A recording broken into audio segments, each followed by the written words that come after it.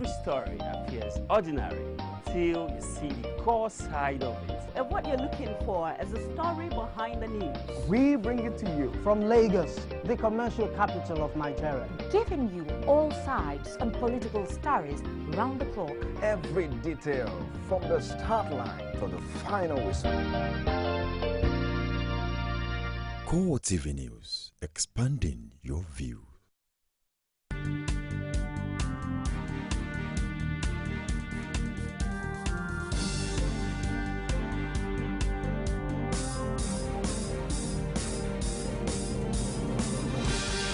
Good evening and thank you for joining us on CoreTV Primetime News. I am Ebunlomo Oguntoye. In our major story,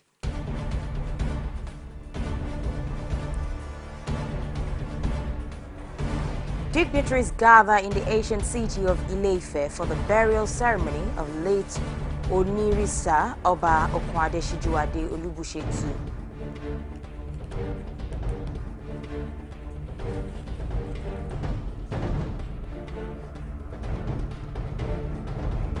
Also in this program, the flight data recorder of the crashed Bristol helicopter has been recovered from the lagoon in Lagos.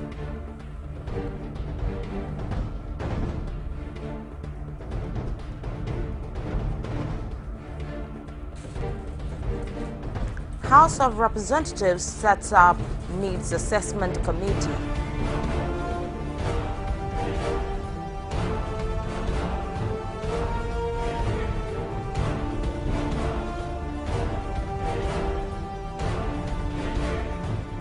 And outside Nigeria, U.S. Embassy in Havana is reopened after 54 years of hostilities between the United States and Communist Cuba.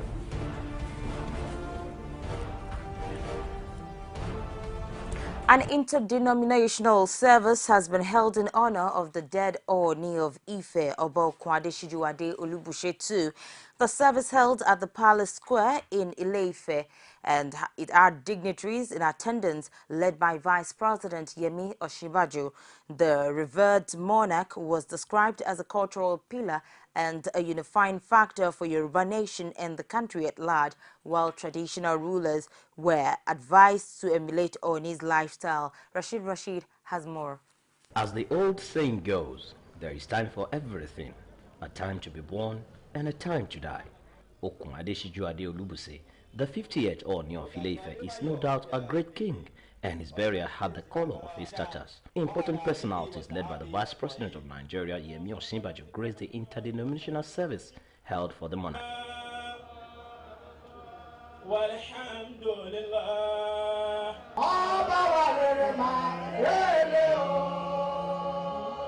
The Vice President Yemi Osinbajo admonished all to emulate the efforts of the late Ooni in nation building and upholding the integrity and dignity of Nigeria. Our country is a great country, is a country that deserves all of our attention at this time. The high values that are important to the Yoruba people are the values that are important to all people.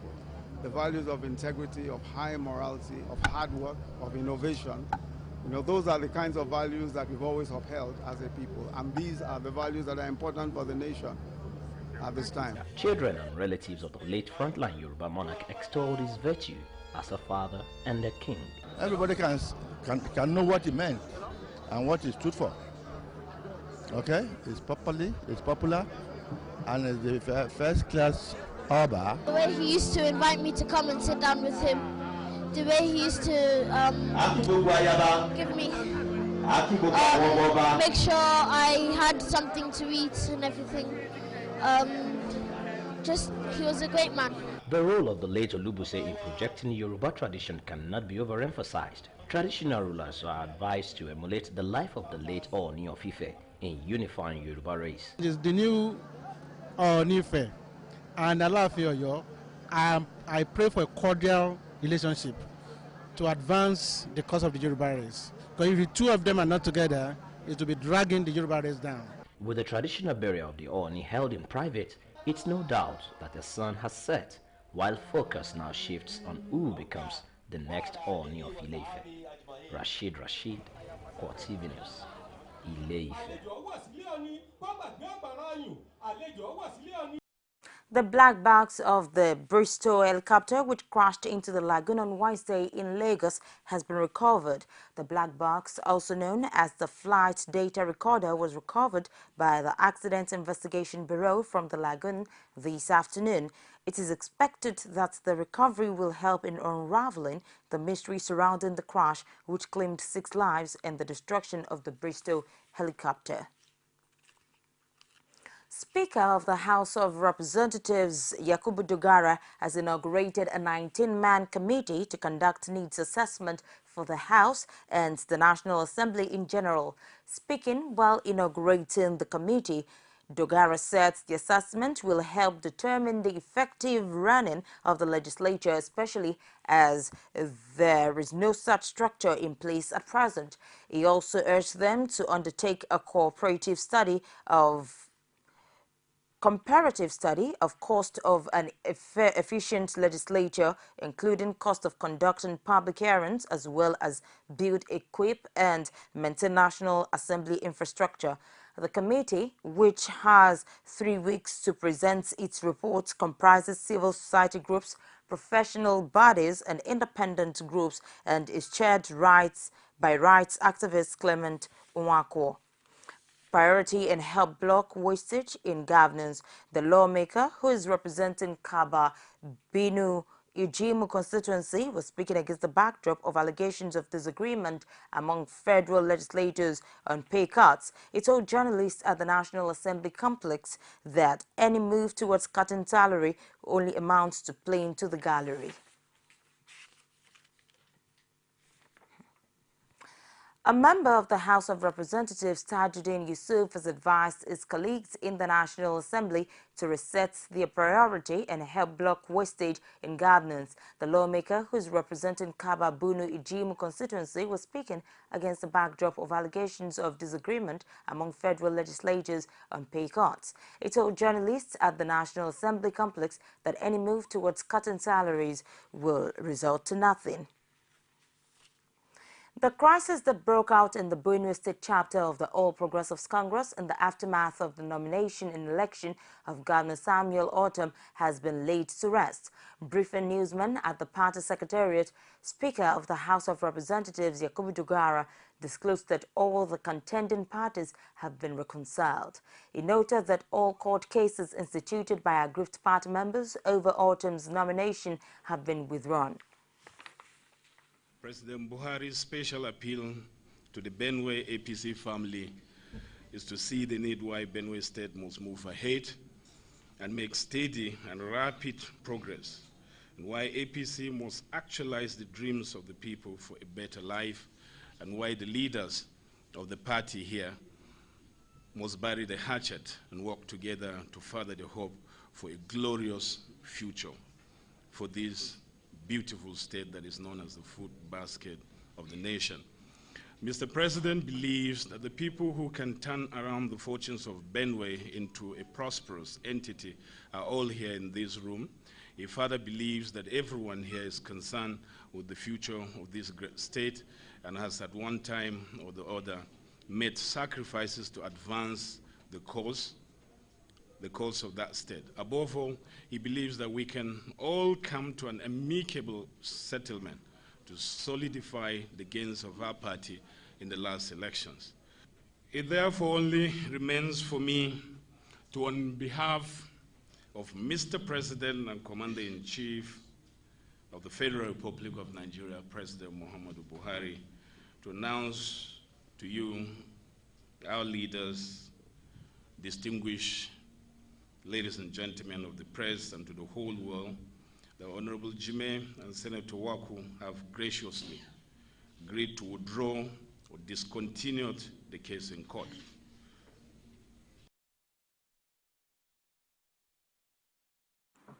Stakeholders of the All Progressives Congress in Imo State have met with the governor for the first time since he won a second term in office. The publicity secretary of the APC in the state, speaking with CoreTV News, said the party is elated at the governor's reception and reaffirms their support for him.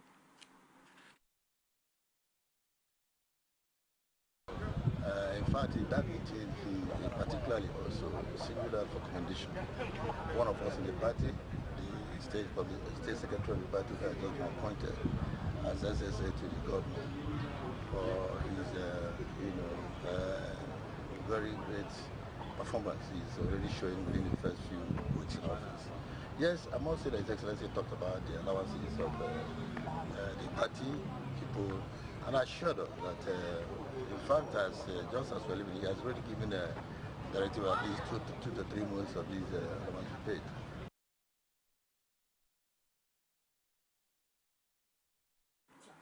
Honorable Emmanuel Iberido, former state secretary of the party who is now senior special assistant to the governor on special duties at the meeting, received commendation by the governor for his doggedness to service. His Excellency is, however, called upon to remember other members, pointing Ibediro's incredible performance as way paver. Honorable Ima Ibediro as well gave his take.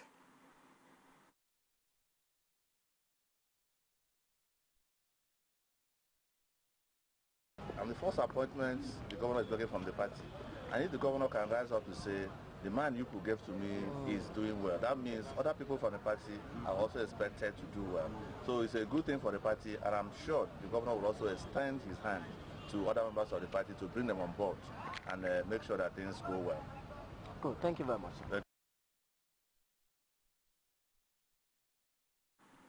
The National Economic Council has hired 2 firms to audit the accounts of all federal government's revenue-earning agencies, including the Central Bank of Nigeria. Edo State Governor Adams Oshiomhole disclosed these to State House correspondents after a meeting of a 3-man committee at the Presidential Villa Abuja. It revealed that KPMG and PricewaterhouseCoopers would be carrying out the forensic audit.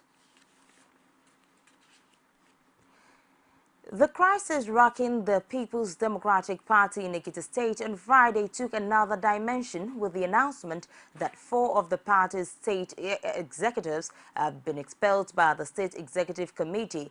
The PDP State Secretary Tokbe Aluko, however, said the expulsion will not stand as they have no local standing to accuse him of anti-party activities. Our correspondent Rashid reports that the 2 groups almost clashed while taking their turn to address newsmen in Ado-Ekiti.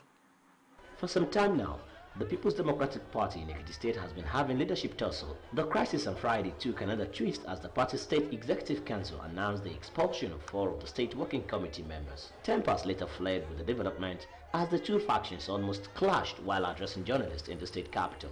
The embattled PDP chairman, Idowu Faleye, while justifying the expulsion by the State Executive Committee members, says the decision was in line with the party's constitution. However, reacting to the expulsion, the secretary of the party, Tokbe Aluko, said it's a joke, adding that the people who sat on the case are not PDP members.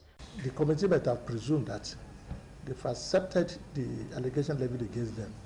So, they recommended that they should be expelled. And we immediately convened a meeting of the SEC again to approve it or disapprove it, and the whole House approved the expulsion. So I have no other option than to accede to the request of the, in line with the Constitution, to the request of the State Executive Council. Now that they have been expelled, I don't think there's anything individual can do unless we come back to that state working committee to do anything otherwise. So expulsion stands. The secretary also alleged the governor Ayodele Fayose of masterminding the whole crisis in the party. I can honestly tell you that in 2012 March we did a congress that produced us. None of these people that are talking were produced by that congress. How can an elected governor or an appointee, a nobody from Labour, in terms of Comrade Faleye, now start talking about what? About PDP? They don't have any right to talk about PDP. Fayose has gone to like three parties. He cannot be talking about anti-party. The battle for supremacy in the Ekiti State PDP has no doubt continued to tear the party apart in the state. Rashid, CoreTV News, Ado-Ekiti. It's the Core TV Primetime News. We'll take a break and return with more reports.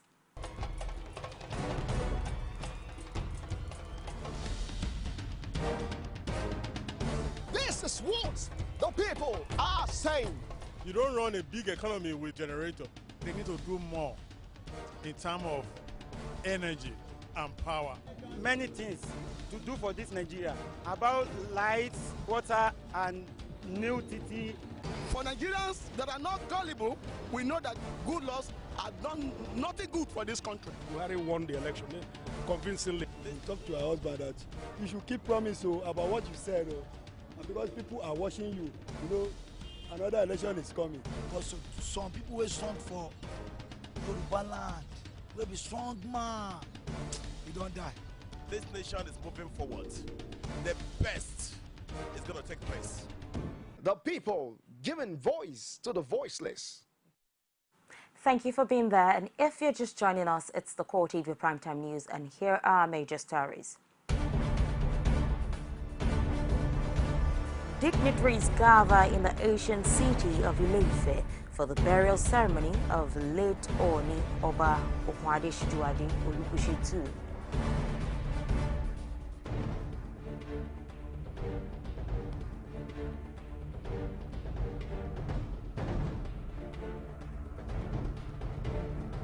The flight data recorder of the crashed Bristol helicopter has been recovered from the lagoon in Lagos.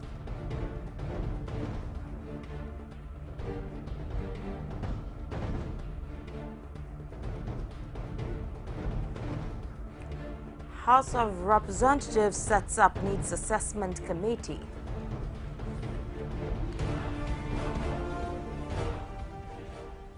And for more on Core TV News, you can visit our social media platforms on Facebook, facebook.com/Core TV News. Our Twitter handle at Core TV News NG. On YouTube, youtube.com/Core TV, leave a space, then news. Imo State Governor Rochas Okorocha has assured the people of the state of the readiness of his administration to clear salary arrears owed civil servants. The governor, who was speaking at a meeting with permanent secretaries, also disclosed that the state will be training its top civil servants in Indonesia. The state head of service, Callistus Emelina, spoke to Core TV News at the end of the meeting between permanent secretaries and the governor. His Excellency recently, if you all know, he recently visited Singapore. And from the studies carried out over there, it is his intention to commence a program of training permanent secretaries in Singapore, so that there will be some form of reformation, transformation, so that our system will get better. The National Hospital Abuja has carried out 6 open heart surgeries in recent times. The hospital management, which announced the feat, said the operations were carried out in conjunction with a non-governmental organization, Hospital for Humanity. The Chief Medical Director of the National Hospital, Jafar Momo, says all the patients are in good condition after surgery. The National Hospital Abuja, Nigeria, has successfully carried out open heart surgery on 6 patients. As we speak, 1 is in theater being operated upon. The idea to recommence our open heart surgery program arose out of the necessity to assist many Nigerians who cannot afford to travel abroad for medical treatment. The operation is successful. She's working now. She too can talk to you because she's very brilliant. Lagos State government has advocated a reduction of recurrent expenditure and the increase in the capital expenditure for the achievement of an efficient budget. This, according to the Deputy Governor of the state, Idiat Adebule, will give room for successful implementation of capital projects for maximal impact on the lives of the people. The Deputy Governor, Idiat Adebule, made this disclosure while speaking at the Institute of Chartered Accountants of Nigeria Symposium on the year 2015 budget with the theme Come Back Nigeria, the nation's fiscal challenges and the way forward for the new administration. Adebule regretted that over the years, the structure of the nation's budget has not favored significant infrastructure development because previous budgetary provisions have been in favor of recurrent at the expense of capital expenditure, stating that this ugly trend has been the major reason why the nation's budgets performed below expectations in the last few years. Residents of the Federal Capital Territory who are expecting government sponsorship for pilgrimage may have to seek alternative funding arrangement. This is because the FCT administration has put a stop to the age-old practice. Permanent Secretary in the FCT, John Chukwu, gave the hint while receiving updates on the 2015 pilgrimage package from the National Christian Pilgrims Commission Executive Secretary John Kennedy Okpara in Abuja. Chukwu, who said the ministry was towing the line of President Muhammadu Buhari in cutting the cost of governance. The nature of that pilgrimage is such that the youths are given the privilege and opportunity to be exposed in the area of skill acquisition. We are working with the Ministry of Agriculture and the Hebrew University in Israel to make sure we train our youths, we prepare them that when they get back to Nigeria, they will not only employ themselves, but they will also employ other people to work with them. And of course, FCT youths should be able to benefit from this project. I'm happy to inform the Permanent Secretary that over 1,000 youths left Nigeria to the state of Israel for this project at no cost to the state government, at no cost to the federal government of Nigeria. It's not good to begin to hope that every time we're going to spend money from the administration, the lean resources. I think it's time too that you begin to market, to get people to sponsor pilgrims. And at the same time, it's going to be applicable to the Muslim pilgrims who are abroad. Because government cannot sustain, sponsoring pilgrims.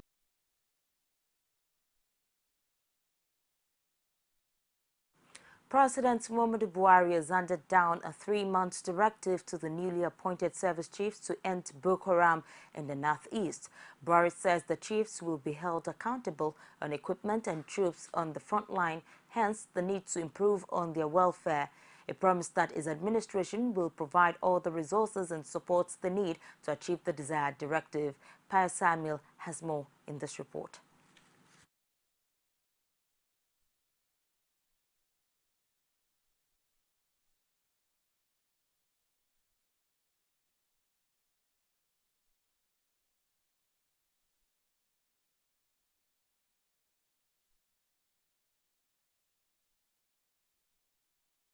The armed forces have been in the vanguard of the fight against terrorism. While commending the efforts of the armed forces of Nigeria so far, you need to brace up and continuously team up with other stakeholders to come up with a well-coordinated joint effort which will bring a desired end to these insurgencies in 3 months. It is barely a month after their appointment as service chiefs by President Muhammadu Buhari. But the president is worried over the growing level of Boko Haram attacks in the northeast. He says he has visited some countries within Africa to solicit for support to stop insurgency in Nigeria. And to ensure an immediate end to Boko Haram activities, President Buhari handed down a 3-month deadline to the service chiefs. While commending the efforts of the armed forces of Nigeria so far, you need to brace up and continuously team up with other stakeholders to come up with a well-coordinated joint effort which will bring a desired end to these insurgencies in 3 months. In the course of carrying out this assignment, you must be accountable for all men and equipment placed under your command. Your troops' welfare should be uppermost in your mind. Take care of them and make available what is due to them. President Buhari charged the chiefs to respect the rights of terrorists when captured, This, he says, will help reduce human rights abuse. But he also wants the chiefs to take troops' welfare seriously if the fight against insurgency is to be won. They abide with the existing newly enforced rules and regulations of international standards while carrying out their assigned tasks. In particular, you must protect innocent civilians in theaters of conflict and respect the rights of combatants once they are captured. This, no doubt, will earn the support of local communities and the respect of our allies and support of international community. Once more, I congratulate you. Get back to work and make Nigerians proud. For his part, the Chief of Defense Staff, Gabriel Olani-Shakin, says the presidential directive to end insurgency in 3 months is a task that must be achieved. But first, he wants Nigerians to support the military in its quest to end insurgency. The message for Nigerians is that we are on board and that we will strategize to ensure that the issue of Boko Haram is put to the past and all the menace is dealt with appropriately. Would these 3 months be okay for you to push the enemies? The president has given a presidential directive, and that's how it should start. At the end, the service chiefs were decorated with their new ranks. The Chief of Defense Staff, Gabriel Olani-Shakin, has been decorated with the rank of a general. Chief of Air Staff, Sadiq Abubakar, is now Air Marshal. Chief of Army Staff, Tukur Buratai, has been decorated with the rank of a Lieutenant General. And Chief of Naval Staff, Ibok Ete Ekwe Ibas, has become Vice Admiral. Pius Samuel, CoreTV News, Abuja. Residents of Jikoyi on the outskirts of the Federal Capital Territory on Thursday took a peaceful protest march to the National Assembly complex. They are unhappy with the demolition exercise they say is being carried out by the Federal Capital Development Authority and its task force. Basiai reports that the group of placard-carrying landlords and tenants were stopped at the first gate of the complex by policemen on duty.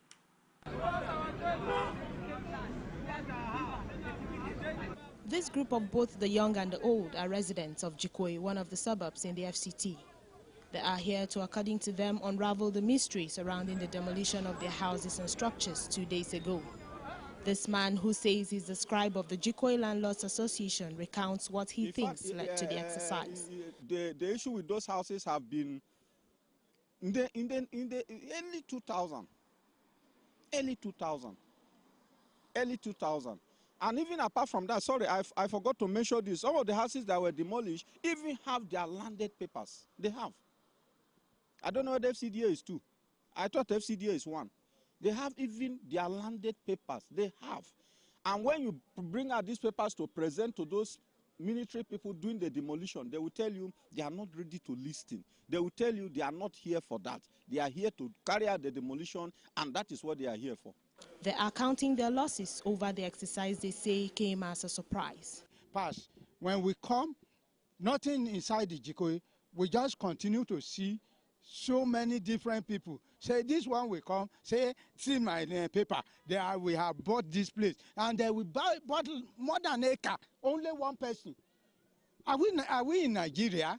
When they came to Jikoyi yesterday, they surprised us by beating people up, demolishing their houses. Some of them don't have work. It is in that particular house they are staying. They don't have money to pay rent. Government should please look into this matter and help us. This man also has a question for the executive and the legislature. We need change. That is what our president told us. Say there will be a change. If it is demolition, will be our change. Let him tell us. While these individuals believe that government policies and plans should be adhered to, they are also of the view that efforts should be made to cushion the effects of these policies. Basiaye, CoreTV News, Abuja. We'll take another break and return with sports, business, and other stories outside Nigeria. Don't go away.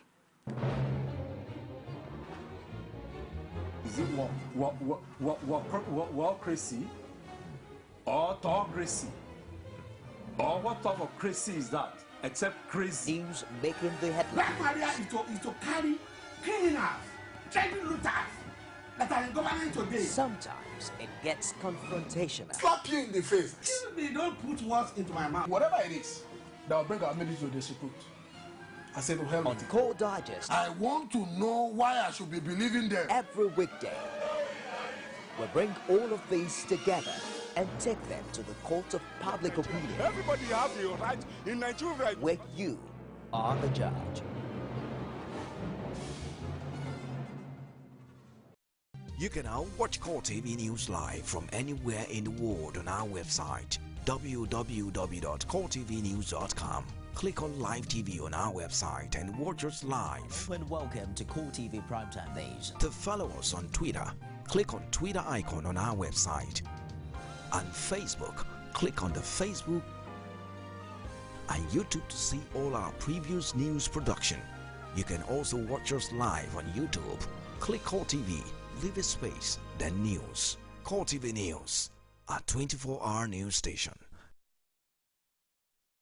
Many thanks for being there. The U.S. has reopened its embassy in Cuba more than 54 years after it was closed, in a symbolic step signaling the warming of ties between both countries. John Kerry, the first U.S. Secretary of State to visit Cuba in 70 years, presided over the ceremony in Havana. The U.S. flag was presented by the same U.S. Marines who brought it down in 1961. Cuba reopened its embassy in Washington last month, but the former Cuban leader, Fidel Castro, has blasted the U.S. for not lifting its trade embargo. In an open letter on Thursday, Castro said the U.S. owed Cuba millions of dollars because of its 53-year-long embargo. The letter makes no mention of the reopening of the U.S. embassy. Kerry describes the hoisting of the flag as a historic moment, speaking during the ceremony on Friday. But he also warned that the U.S. would not stop pressing for political change in Cuba. Fires are still burning at the site of two massive explosions in the Chinese city of Tianjin, some 36 hours after the blasts. Military chemical experts are testing for toxic gases, and rescuers have been told to wear protective clothing. Officials say at least 56 people died and more than 720 were injured, 25 critically and 33 seriously in the explosions late on Wednesday evening. Search teams did not find one survivor in the debris early on Friday. The man pulled from the rubble 32 hours after the blast was named 19-year-old firefighter Zhu Ti. According to state-run news agency, 21 firefighters are reported to be among the dead and several more are missing. Fire crews were already at the site when the explosions took place, having been called out after reports of a container fire. Tianjin's fire department chief Zhu Tian told reporters that more than 1,000 firefighters and 140 fire engines are currently at the site. And now to business stories.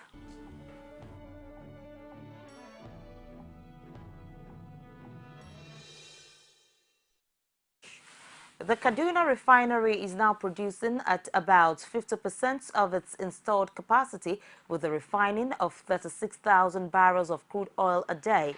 The management of the Kaduna refinery and petrochemical company disclosed this while taking a select team of journalists on a facility tour of the refinery. They, however, noted that the figure will hit 90 of installed capacity by the first quarter of 2016.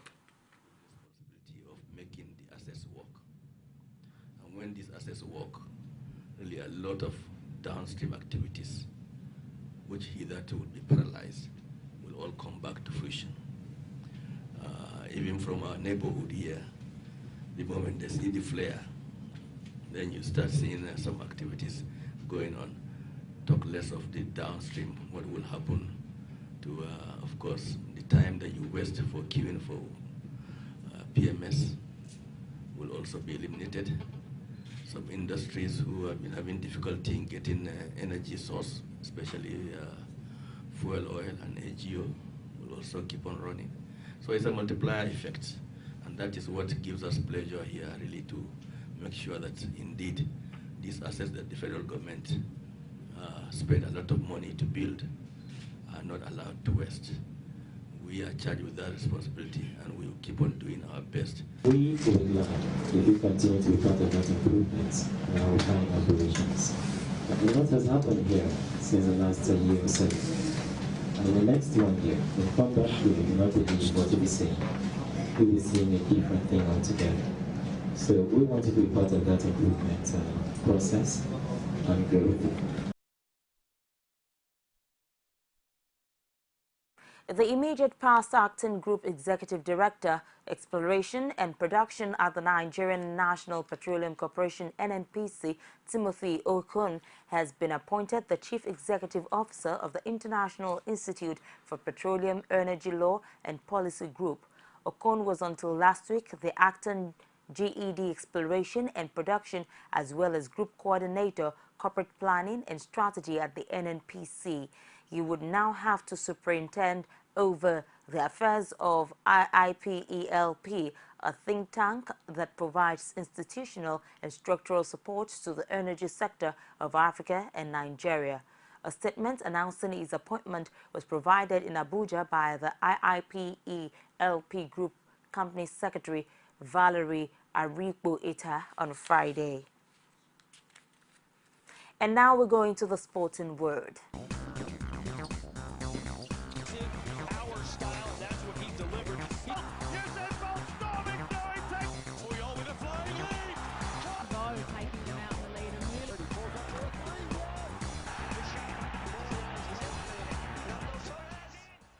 Manchester United goalkeeper David De Gea told club staff he is not eager to play before being left out of the opening game of the season. Manager Luis van Gaal will not pick the Spain international 24 until the transfer window closes amid speculation linking him with Real Madrid.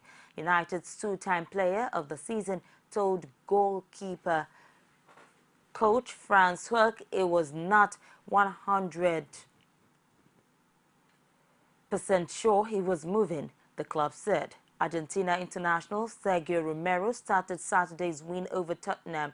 De Gea has again been left out of the United squad for Friday's Premier League game at the Aston Villa. Out of favor, Liverpool striker Mario Balotelli will receive a six-figure loyalty bonus if he's still at the club when the transfer window closes on September 1st, according to British media reports. The Italy international has not featured for the club since April 28th. He has also been frozen out of manager Brendan Rodgers' squad and is not being allowed to train with the first team.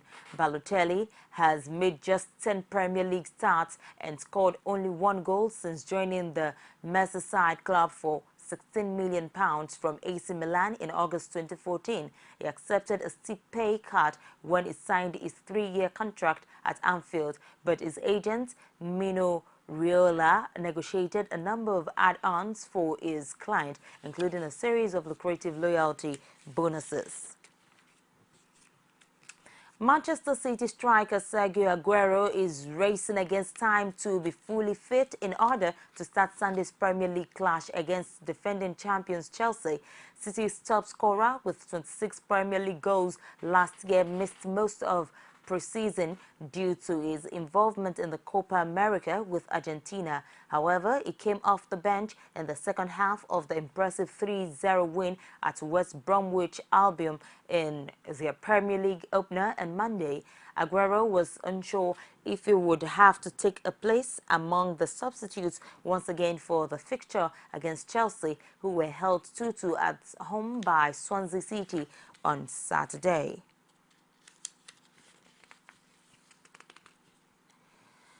The Nigerian who came on for the last 10 minutes as his side lost 1-0 to Liverpool last weekend could be out for up to a month, according to his manager. Peter Odemwingie will miss Stoke City's clash away to Tottenham Hotspurs at the White Hart Lane on Saturday after sustaining a hamstring injury in training. Manager Mark Hughes revealed in his pre-match press conference the Nigerian who came on for last 10 minutes as the side lost 1-0 to Liverpool last weekend could be out for up to a month according to his manager. Dustin Johnson made a strong start on his return to Whistling Straits as he took advantage of an early time to lead at the U.S. PGA Championship. The American, who was given a 2-stroke penalty with victory in his sights at the same course in 2010, shot a first-round 66 for 6 under par. Sweet David briefly matched Johnson's score but ended the day on 5 under as the wind strengthened. Late starters Rory McIlroy and Jordan Spieth finished on 1 under par. Four-time champion Tiger Woods carded a 7-5 as he struggled to 3 over, and he faces a challenge to make the cut on Friday. And that's it on CoreTV Primetime News. Before we go, another look at our main points.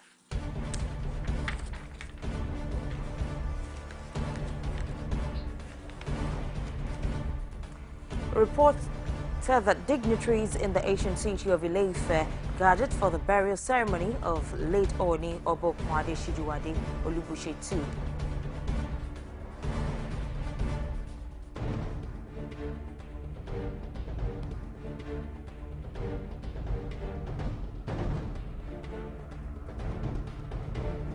The flight data recorder of the crashed Bristol helicopter has been recovered from the lagoon in Lagos.